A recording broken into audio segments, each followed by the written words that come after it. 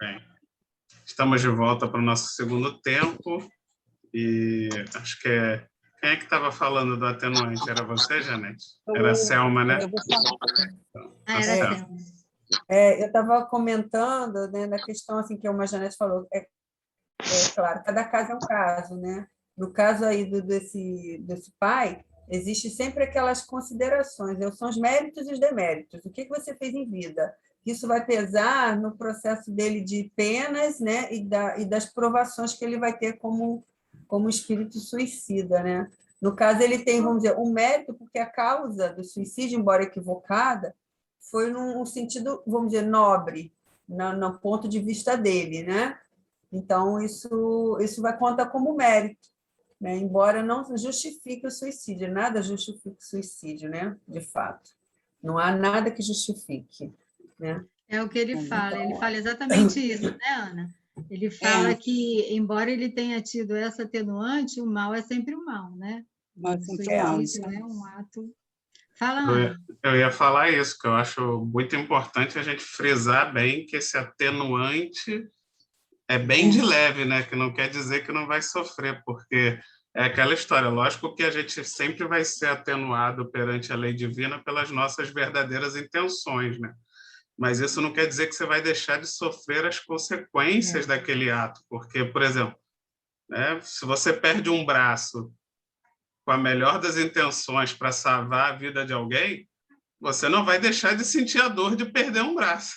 e, e mesmo que isso depois na espiritualidade te renda bons frutos e você seja recompensado e você tenha toda uma espiritualidade que vai te assessorar de repente para a cura daquele braço ser mais rápida pela sua boa intenção, mas você não vai deixar de sentir a dor de perder um braço. E a mesma coisa com o suicida, por melhor que fossem as intenções dele, ele vai passar por todo o sofrimento, que é uma coisa que a espiritualidade pode até amparar devido ao merecimento dele e conseguir ali dar um melhor amparo para essa situação difícil. Mas não tem jeito, existe uma coisa da lei divina, da lei do universo, que é do espírito, do desligamento do corpo físico, do excesso de fluido vital que ele ainda tinha e desperdiçou, que vai inevitavelmente lhe causar uma dor e um sofrimento que não tem ninguém que possa evitar. A única coisa que a espiritualidade realmente pode fazer é dar, de acordo com o seu merecimento, pelo menos um melhor amparo, um melhor tratamento, né? Mas é muito importante a gente ter essa visão de que não vamos buscar atenuantes, vamos buscar realmente não fazer o mal, não cometer erros, porque, como a Janete falou, o erro é erro mesmo com boa intenção. principalmente a dor moral, né? Porque quando ele tem consciência, quando ele vai lá e desperta para o ato dele, né, a consciência moral dele é a que mais julga, é a que faz ele sofrer muito mais. É verdade. Né? Ana, você quer complementar, Ana? Eu quero complementar aqui só um pedacinho. Fica à vontade. No questionamento dele, né, de São Luís com esse espírito, ele sabe, né, ele tem ciência de que fez, né, cometeu o mal, que foi um erro. Ele tem ciência que o seu ato foi um erro. Ele sabe que o sofrimento tem um fim, né? E, embora que ele já saiba, isso também já é um alívio, e reconhece o seu erro, né? Ele reconhece que ele agiu de forma indevida, e ciente que a justiça divina existe, ele aguarda com resignação o término de sua punição. Ele fala no texto que ele aguarda, né, que ele espera, ele sabe que tem um fim, mas ele sabe que ele tem que ser, né, que ele tem que ter aquelas tem que ter consequência, né? Toda ação tem uma reação. E Allan Kardec, também nas observações de Allan Kardec, ele nos diz que por mais louvável que seja a intenção, o ato de ir contra a própria vida é errado. E ele, usando do livre-arbítrio, que ninguém pode pedir, ele tem que se sujeitar às consequências. Quer dizer, a abnegação desse pai mudou o destino do filho, acarretando situações e provas que não estaria na sua jornada. E o serviço militar poderia ser uma escola para tornar o filho um homem de bem e de valores. Nós não podemos perder a esperança e a certeza na providência divina, né? E a vida é nos dada para cumprir os deveres na Terra para a nossa evolução. Quer dizer, então, ele estava ciente, ele tomou ciência de que o ato foi errado, né? E ele sabia que, né? Mas ele sabe que Deus é justo e bom e que um dia todo esse sofrimento vai passar e ele vai ter um fim. Acho que nós não podemos atentar nunca, né? Com a nossa própria vida, nem na vida do outro, mas a nossa própria. Ele mostra mesmo o quanto que ele está sofrendo. Tanto é que a evocação lá que Kardec faz, né, na Sociedade Espírita de Paris, para ele é um alívio. Então, eles mostram bastante o sofrimento que ele está passando, né? E aí, como você falou, ele tem consciência de que é justo o sofrimento que ele está passando. E ele não consegue nem escrever o nome de Deus, né, Ana? Tem essa questão aí. Não é isso que ele fala? Ele quer escrever, mas ele se sente indigno. Ele se sente indigno. Ele acha que ele não tem, né, o direito, né, assim, vamos dizer assim, ele não tem o direito de escrever o nome de Deus, porque ele se sente muito, muito, muito envergonhado, né, com o ato feito. E aí depois ele escreve, né, Deus é bom. Deus é bom. Depois que eles incentivam ele a escrever, né? Depois que ele se sentiu acolhido, né, e ciente do seu erro, né? Do seu erro. Aí vocês buscam lá também, tá? No livro, Leão. A gente já fez um resuminho. É interessante que a gente vê que ele era um pai amoroso, ele tinha todo o conhecimento de Deus, tanto é que ele reverencia a Deus, né? Ele diz que Deus realmente é muito bom, é justo. Então, a gente vê até essa diferença, né? Porque quando a Selma e a Júlia trazem para nós a questão do memória de suicídio, elas trazem a questão do materialista, daqueles que não tinham conhecimento nenhum com relação a Deus. Acho que até o próprio Camilo, né, não era alguém religioso, né? Porque lá você não vê assim eles pensando em Deus, eles falando em Deus, assim, comparando, né, com esse caso desse pai, que a gente vê que eu estou sofrendo, Deus, né, está permitindo, porque não é Deus que castiga a gente, Deus está me permitindo sofrer, mas porque eu realmente fui contra as leis de Deus, né? Fala, Selma, você ia falar alguma coisa. Eu falei assim, a questão deles, de religiosidade dele, do Camilo, no caso, era bem superficial. É tipo assim, existe um Deus, mas nunca parou para pensar nele. O materialista ali em questão era o Belarmino mesmo, ateu, completamente, Belarmino, né? Mas tinha religiosos, mas que também com uma visão distorcida, né? É aquele que também é aquele religioso que só aceita a palavra e não pensa por si próprio. Isso também traz uma distorção realmente do sentido de Deus para levar realmente aquilo no coração da pessoa, né? Que é importante. Então, Deus é nossa fortaleza. Sim, né? Então, no fundo, esse pai, ele tem esse amparo, né, de Deus. Ele sabe que está sendo... tudo que ele está vivenciando é fruto da própria justiça de Deus, da lei do pai, não é Deus que está punindo, mas ele errou e ele está assumindo as consequências. Então, ele está, como você falou, Ana, resignado, né? Diante do sofrimento dele, ele está resignado. Né? Porque ele vislumbra, ele tem a certeza que vai acabar esse sofrimento, só não sabe quando. Então, ele fala que isso já é um alívio, ter a certeza de que vai acabar. Né? É verdade. Mais alguma coisa, Aninha?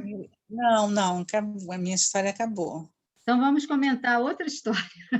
É também do livro Céu e Inferno, é do capítulo 5, da segunda parte, é o primeiro caso de suicidas, que é o suicida da Samaritana.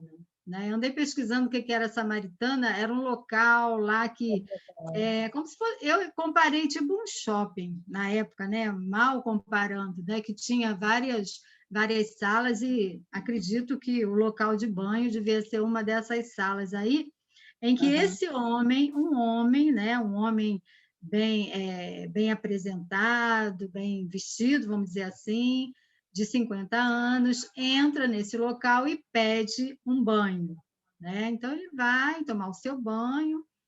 Passado 2 horas, o funcionário vai procurar por ele, né? Ele estava demorando muito nesse banho.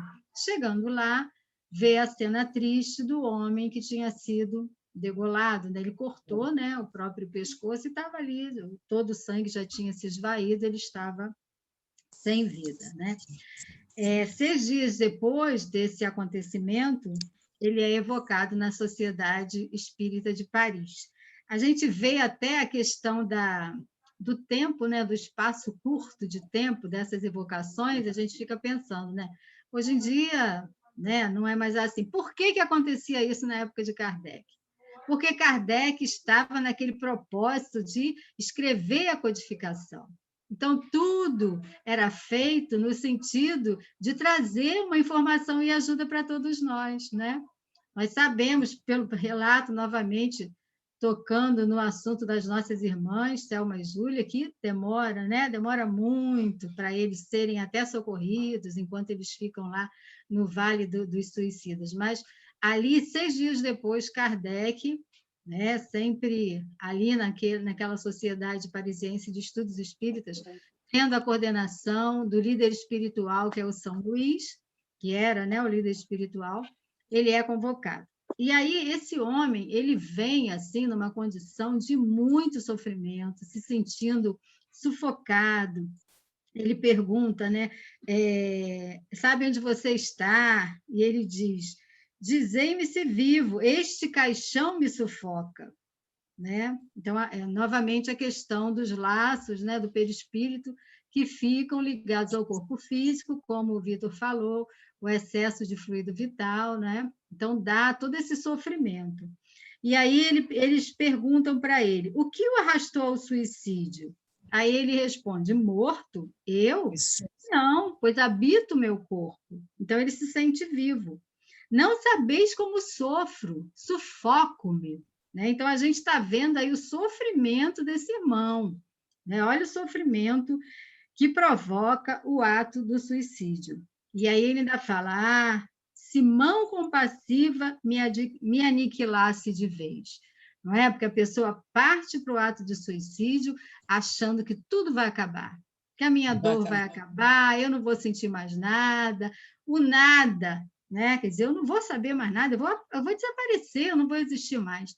E aí vem a triste realidade de que ele continua, os problemas que ele deixou na Terra continuam, muitas vezes piorando a situação dos familiares, que é um outro caso aí. Vou acabar falando do livro todo, hein, do Memória de um Suicida, hein, Selma? Outro caso ali, daquele que deixou a família prejudicada. Então, o suicida, ele, né, acaba com a própria vida, ele continua, tem aquela realidade dura de que ele continua, agora com aquele sofrimento atroz do ato que ele cometeu. Esse caso dele, né, que foi essa questão de cortar ali o próprio pescoço, né? E aí eles continuam: tinhas família, mulher e filhos?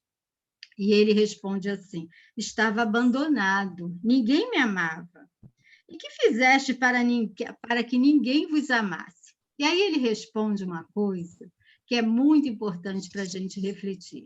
Veja bem o que ele responde: quantos são como eu? Um homem pode viver abandonado no seio da família quando ninguém o ama. Aí, novamente, a gente traz aquela questão que foi colocada no início. Uma pessoa, muitas vezes, está abandonado, está sozinho dentro de uma família. Às vezes, uma grande família, né?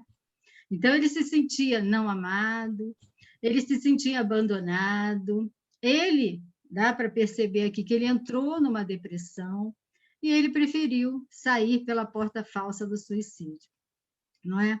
Então, a gente vê a questão da atenção que devemos dar aos nossos familiares, não é? De conversar, de poder perceber qual o problema que aquela pessoa está passando, né?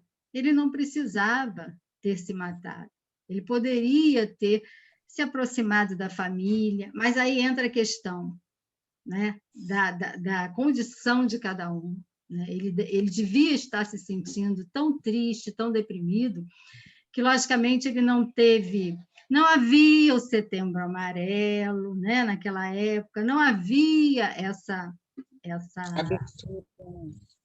não é? Essa ajuda, essa conscientização com relação ao suicídio, né? Então, a família... Porque também existe aquela questão, né? Antigamente, existe aquela questão do homem trabalhar e entrar em casa e falava pouco, não é? Todo assim, um tipo de vida, né? Que era muito assim... as pessoas também eram um pouco distantes, havia aquele distanciamento do homem com relação aos filhos e à mulher, não sei.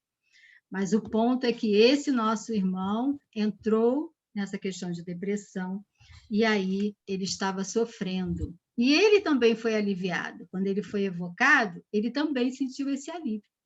E aí ele fala, eles perguntam para ele, no momento de praticares o suicídio, não experimentaste qualquer hesitação?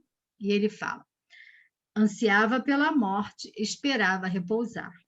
Né? Quer dizer, mais um ledo engano. Ele achava que morrendo iria estar repousando, ansiava pela morte, como muitos, né, talvez em outras denominações religiosas, pensem assim, quando eu morrer, eu vou dormir. Não sei qual era a religião desse nosso irmão, se ele tinha religião. Ah, mas se eu morrer, eu vou ficar dormindo até o dia do juízo final. Então, está tudo bem, não é? Então, a gente vê que são informações que são passadas, não é, para as pessoas e que trazem essa ideia falsa do que é o morrer. E mais adiante, eles perguntam, como é que a ideia do futuro não o fez renunciar de tal projeto? Então, ele tinha, né? A gente percebe que ele tinha uma noção de futuro. Ele fala, já não acreditava nele. Era um desiludido. O futuro é a esperança. Então, esse nosso irmão estava realmente num processo de depressão muito forte. Ele não tinha esperança mais, não é? Por ele viver assim, abandonado, sem amor, ele perdeu a esperança. E quantas pessoas não saem por essa porta do suicídio pelas mesmas condições que esse irmão saiu?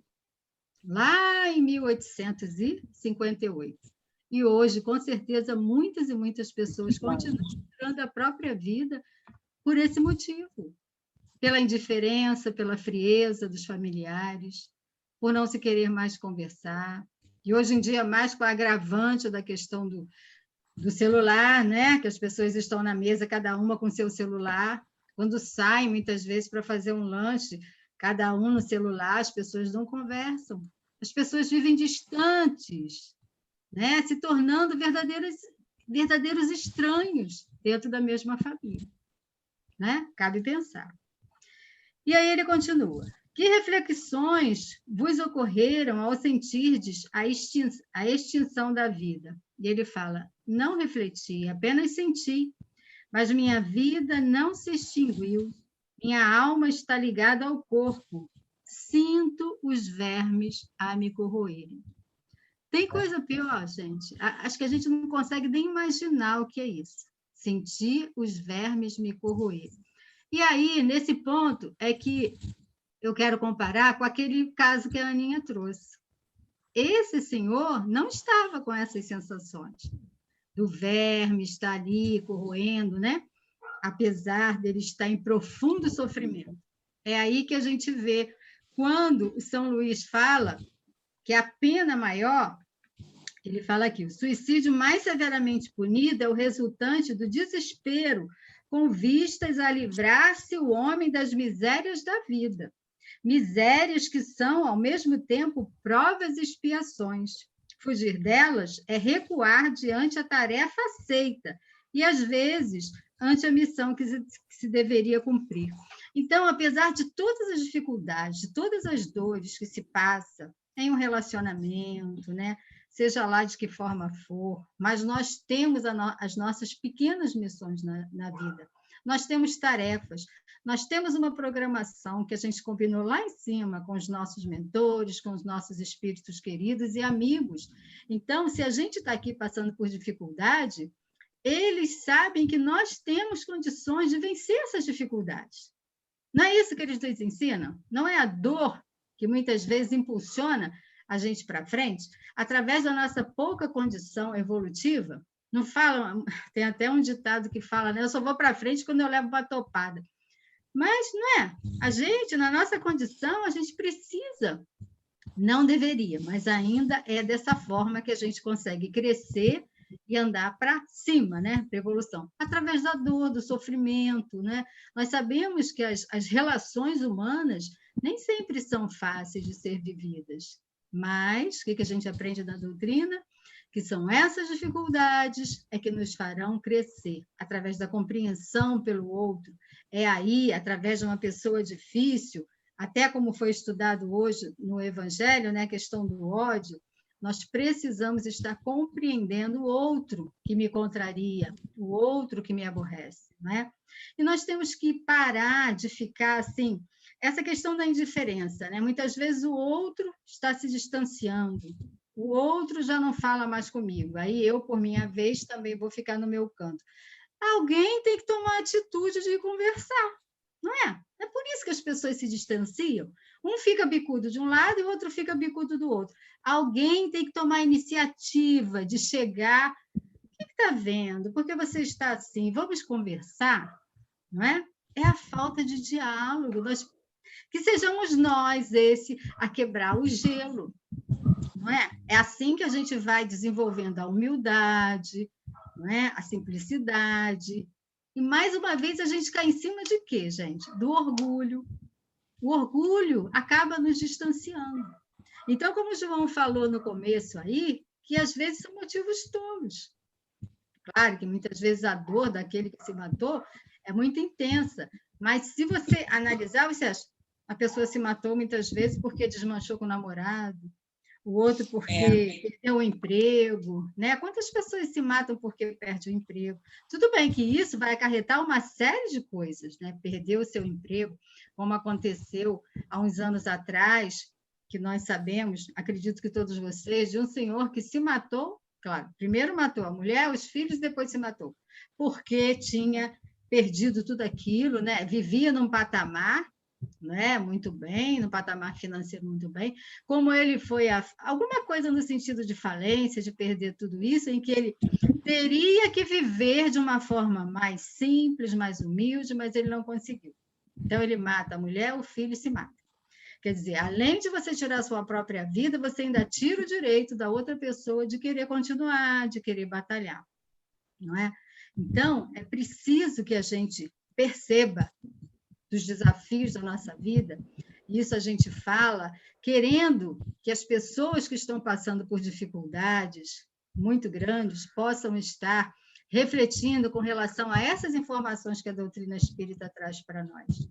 Nós estamos na Terra para evoluirmos, para crescermos, e nós estamos fadados a passar por dificuldades, mas nós temos a capacidade, nós temos a força necessária para vencer todas essas dificuldades, porque não estamos a sós e nunca estaremos.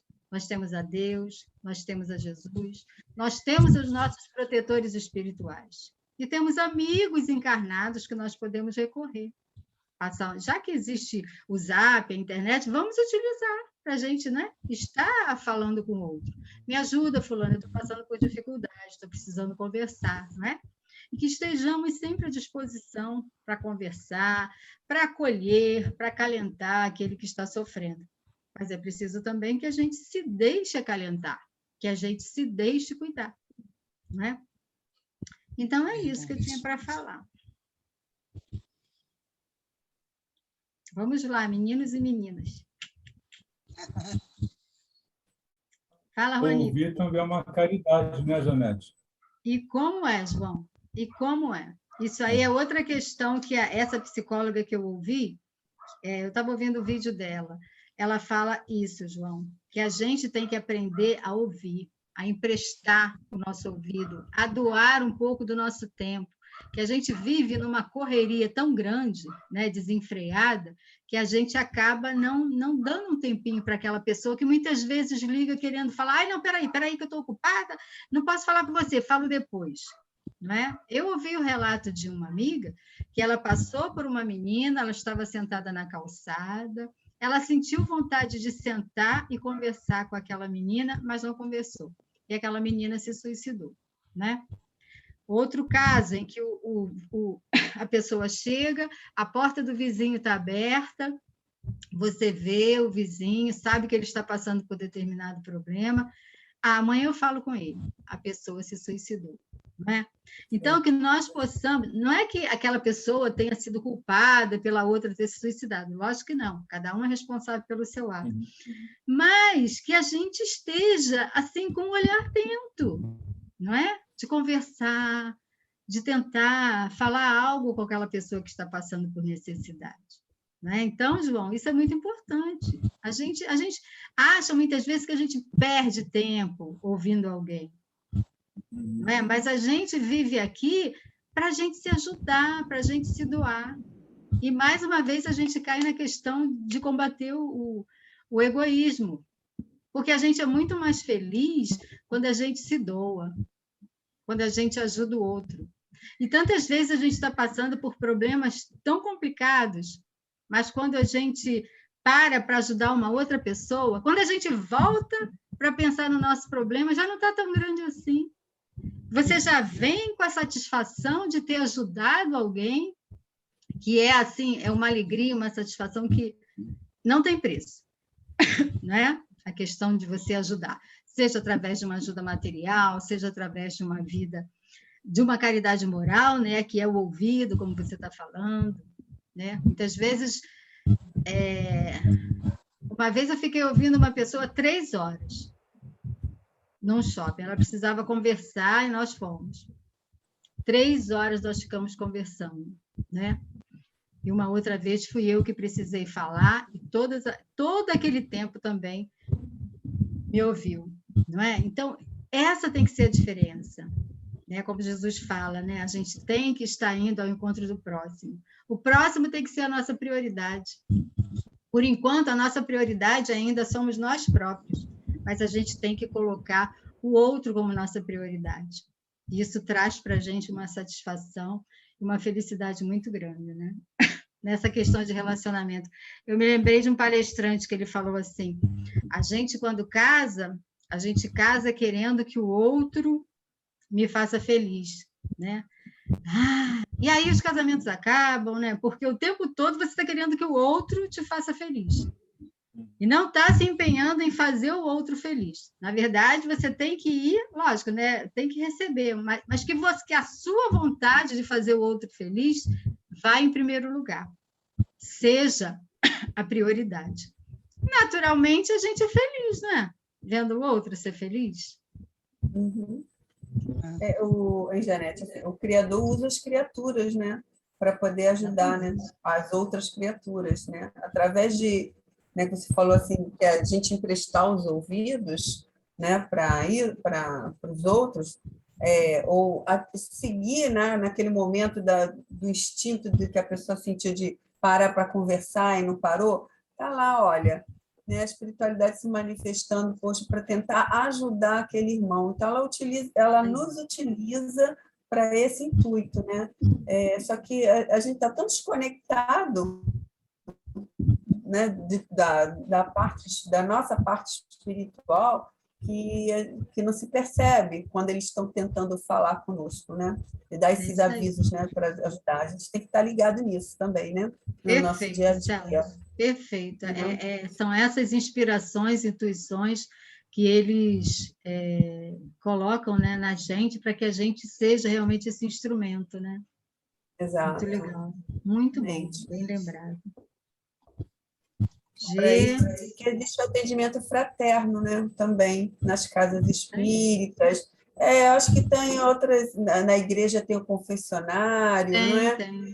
Tem os locais que é aquele reservadinho para as pessoas chegarem lá e desabafar, falar o que está sentindo, não é? Porque às vezes elas não querem que você resolva o problema delas, elas só querem extravasar, colocar para fora, né? E a gente tem que ter esse ouvido mesmo. Não tem que ficar falando nada, não. Deixa ela falar, só escutar, entendeu? Se a Doró estivesse aqui, ela ia contribuir muito, né, com isso, porque... Ela não está aqui exatamente porque ela está num atendimento fraterno. Pois é, tá vendo? E ela, na própria profissão dela, né, de psicóloga, ela sabe o quanto que ela ouvia, né? Porque essa é uma característica, né, das consultas, né, de ouvir. Mas atualmente eu estou sendo chata, eu fico catucando as pessoas pelo zap. Como é que você está? Ei, você está bem? Fala aí, né? A gente tem que provocar esse atendimento fraterno aí, né, Selma, também, né? A gente tem que ficar, oi, tudo bem com você? Fala para mim. Aí se você puxar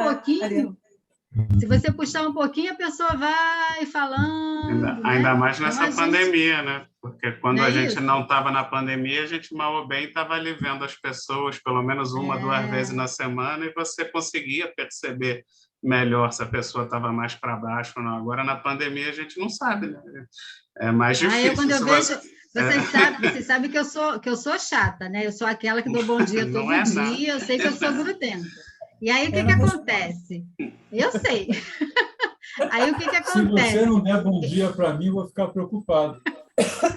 Eu fico futucando. Eu não respondo, mas eu lembro, eu sei.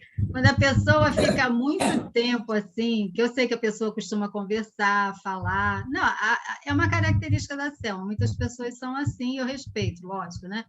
Mas existem pessoas que estão sempre falando, respondendo. De repente, a pessoa fica calada, não fala mais. Aí eu vou lá futucar. Ei, tá tudo bem com você? O que está acontecendo? Tá tudo bem, tá tudo bem. Mas numa dessas a gente pode puxar aí, né? Se a pessoa está precisando de uma ajuda. Eu faço muito isso também. Quando as minhas amigas desaparecem do Zap, com certeza. Outro dia, uma levou uma bronca, porque ela estava fazendo tratamento contra o câncer de mama. Simplesmente a mulher desapareceu. Eu falei, morreu. Ai, meu Deus, Aí, menina, mandei um áudio para ela, pedindo que alguém me desse notícia. Foi um desespero. Aí, depois passou um tempo, ela me ligou, falou assim, Georgia, pelo amor de Deus, desculpa, minha amiga, me perdoe, porque eu fui para um sítio, eu precisava me isolar. Eu falei, pelo amor de Deus, não faz isso, como você quer me matar? Mas a gente fica no desespero, Janete. Eu fiquei, meu filho viu, mãe, o que é isso? Eu falei, gente, né? Não sei o que aconteceu, se... Né? A gente está sempre se falando, ela está sempre dando notícia, Jorge, acabei a primeira fase do tratamento, estou assim, ela desapareceu, né? E ela a gente pensa depressão. pior. Aí você fica mais preocupada ainda. E essa pessoa, Janete, você não deve deixar ela sozinha, entendeu? Uma pessoa que já tem essa tendência a estar assim, depressiva, principalmente está passando por uma doença, né, grave, então essa tem que ser acolhida, tem que ficar por perto. É outra coisa que essa psicóloga fala. Não deixar a pessoa só. Se você percebe que a pessoa está com ideia de suicídio, não é o caso dessa sua amiga, mas às vezes você percebe que a pessoa já está com aquela tendência de suicídio. Não deixar aquela pessoa só, principalmente se ela já tentou o suicídio uma vez. Cercar mais ainda de todos os cuidados, né? A gente precisa fazer algo, a gente precisa botar a mão na massa. A gente não pode deixar correr frouxo. Falta 2 minutinhos. Então, aproveitar para agradecer a Janete, agradecer a Ana, agradecer a presença de todos aqui para o nosso primeiro dia de estudo. E pedir para a Ana Cláudia fazer, então, a nossa prece de encerramento. Então, vamos fechar nossos olhos e agradecer a Deus pela oportunidade desse estudo, que nós possamos, Senhor, olhar no próximo com mais amor, com mais afeto, acolher todos aqueles irmãos que a gente tem esse intuito, né? A gente tem essa intuição de que ele precisa de nós e nos preocuparmos também, Senhor, com todos aqueles que estão ao nosso lado, né? Que muitas das vezes nós olhamos, né? A nossa família, os nossos amigos, às vezes nós estamos juntos, mas não estamos presentes. Eu gostaria muito de agradecer a Deus por tudo que Ele tem nos dado em todos os momentos, e que nós possamos, nessa noite de estudo, possamos colocar em prática tudo o que aqui aprendemos. Eu lhe agradeço, Senhor, em todos os momentos da minha vida, por tudo que o Senhor tem feito por mim e por nós. E com a certeza que o Senhor sempre olha por toda a humanidade e sempre ampara, Senhor. Graças a Deus. Graças a Deus. Graças a Deus. Até semana que vem tem mais, porque viver é a melhor opção. Fiquem com Deus. Amém. Só